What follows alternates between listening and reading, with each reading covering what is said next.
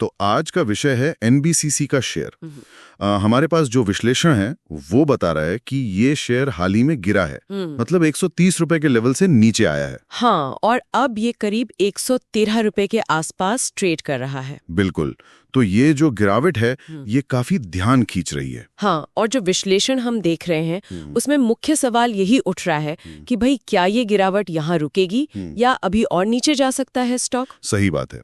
तो चलिए इसी विश्लेषण को थोड़ा और खंगालते हैं, देखते हैं इसमें क्या खास बातें हैं। सबसे पहले शायद पॉजिटिव साइड देखें, ऊपर जाने की क्या संभावना दिख रही है? हाँ, तो देखिए ये विश्लेषण कुछ खास प्राइस लेवल्स पर फोकस कर रहा है। पॉजिटिव बात करें तो एक लेवल है 115 रुपए 50 पैसे का। 115 रुपए 50 पैसे। हाँ, विश्लेषण कहता है कि अगर शेयर इस लेवल के ऊपर, मतलब क्लोजिंग बेसिस पर इसके ऊपर बंद होने में सफल रहता है तो वो एक पॉजिटिव साइन माना जा सकता है। अच्छा, तो 115 रुपए 50 पैसे एक तरह की क्या कहते हैं पहली रुकावट हुई जिसे पार करना जरूरी है। हाँ, कह सकते हैं एक अहम लेवल है ये।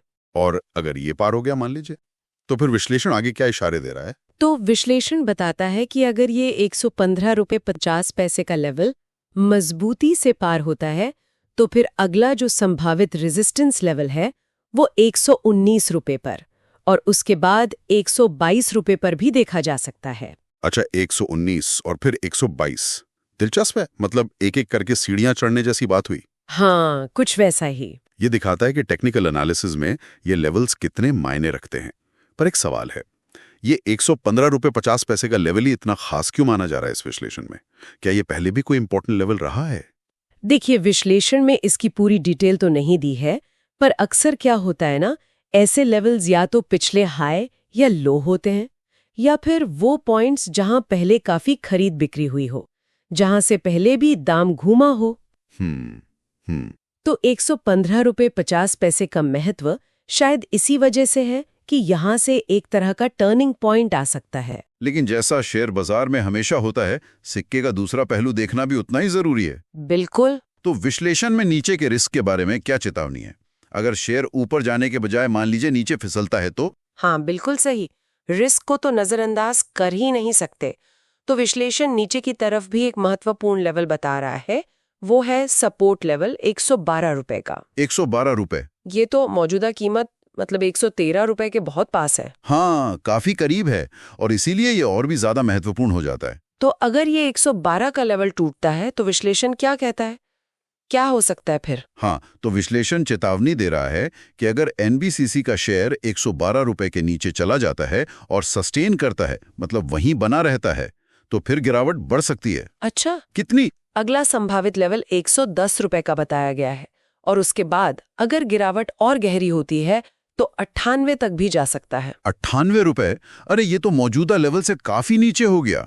हाँ, काफी नीचे है। इसका मतलब तो ये हुआ कि 112 रुपए का लेवल एक तरह की लक्ष्मण रेखा है। अगर वो टूटती है तो शायद सेलिंग प्रेशर बढ़ सकता है, काफी, जैसा अक्सर सपोर्ट टूटने पर होता है। हाँ, विश्लेषण इसी ओर इशारा कर रहा है। मतलब 112 रुपए का बचाव करना शेयर के लिए काफी अहम है अभी। ये दिखाता है कि बाजार इस लेवल को कितनी गंभीरता से देख रहा है। अगर ये टूटता है तो फिर जिन्होंने हाल में खरीदा है उनके लिए थोड़ी चिंता की बात हो सकती है। तो अगर हम सारी बात को समेटें तो ये विश्लेषण एनबीसीसी के शेयर को एक बहुत ही नाजुक मोड़ पर दिखा रहा है। हाँ, बिल्कुल। एक तरफ 115 रुपए 50 पैसे का लेवल है जिसके पार होने पर तेजी की उम्मीद जगती है, और दूसरी तरफ 112 रुपए का लेवल है जिसके नीचे जाने पर गिरावट गहराने का डर है। एकदम सही कहा आपने। विश्लेषण का निचोड़ या सार कहें तो यही है कि शेयर की जो चाल है, मतलब प्राइस एक्शन, उस पर बहुत बारीकी से नजर रखने की जरूरत है। ये एक ऐसी सिचुएशन है जहां से एक शॉर्ट टर्म मूव किसी भी दिशा में ऊपर या नीचे बन सकता है। इसका मतलब ये हुआ कि जो निवेशक हैं या ट्रेडर्स हैं उन्हें इन दो लेवल्स को ध्यान में रखना चाहिए, मतलब 115 रुपए 50 पैसे ऊपर की तरफ और 112 रुपए नीचे की तरफ। इसी के हिसाब से अपनी रणनीति बनानी चाहिए, जैसा ये विश्लेषण बता रहा है। हाँ, बिल्कुल। ये दो प्रमुख लेवल हैं जिन पर इस विश्लेषण के अनुसार फोकस होना चाहिए। और ये स्थिति हमें फिर से याद दिलाती है कि बाजार में मौके तो होते हैं पर रिस्क भी हमेशा साथ चलता है। सही बात है। तो कोई भी फैसला लेने से पहले दोनों पहलू देखना, मतलब कितना फायदा हो सकता है और कितना नुकसान, ये सोचना बहुत जरूरी है। आगे क्या होगा ये तो अब शेयर की चाल ही बताएगी। बिल्कुल।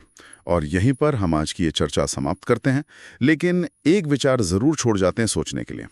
जब कोई शेयर ऐसे अहम टेक्निकल लेवल्स के पास होता है, तो क्या उसकी चाल सिर्फ टेक्निकल कारणों से ही तय होती है, या फिर कंपनी या सेक्टर से जुड़ी कोई खबर या बाजार का मूड, मतलब सेंटीमेंट, वो उसे किसी खास दिशा में धकेलने में ज्यादा बड़ी भूमिका निभा सकता है?